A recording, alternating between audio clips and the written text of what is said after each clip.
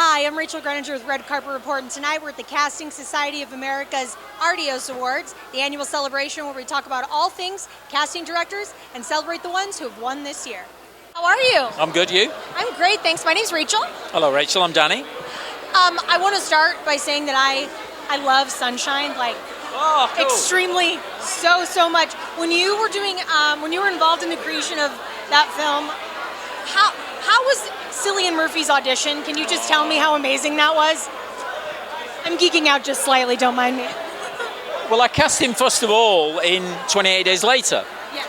And it was the casting director, as we're at the casting directors do, it was the casting director, Gail Stevens, who said to me, I've seen this kid in this play in a small theatre in West London, and you've got to see him.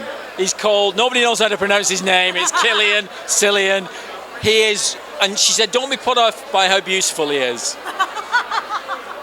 That's a true statement. And it's true, isn't it? He's so pretty. Oh my God. And his depth is like, I look at his, I'm dumbfounded. It's astonishing. I've seen him on stage since as well. He's a wonderful stage actor and a great physical mimic as well. I mean, he's like a clown, like Buster Keaton on stage. Oh my God! So he's a brilliant actor. Yeah. He reminds me of someone who would be almost like a caterpillar, like he just evolves into whatever he needs.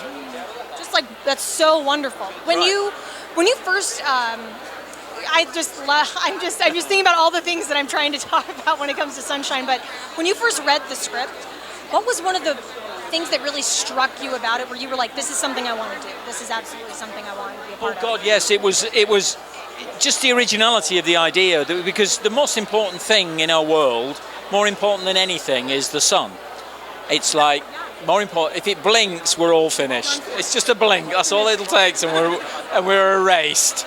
It doesn't matter about meteorites or any of that. Zombies. It just needs a blink and we're gone.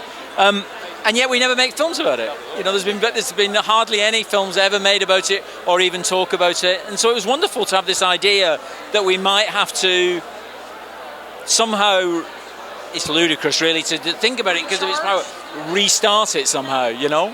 But our dependency on it until we find another star. I mean, eventually I imagine humans will find a way to move to another star.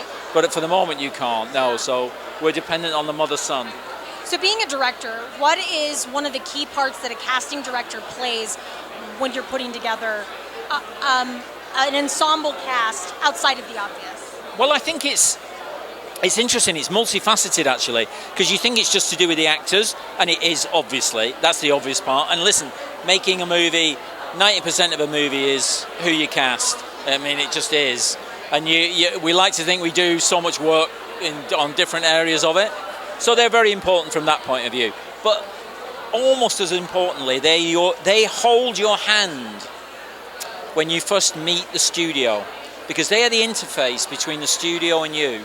And they do this very precious job where they balance your instincts, your ambitions, your desires, your taste against what the studio wants, because we know the studio wants a certain kind of casting. Exactly. And they somehow have to find a balance between these two worlds, and they hold your hand through that process. I love that. What a beautiful answer. It sounds like just a beautiful dance that just happens between...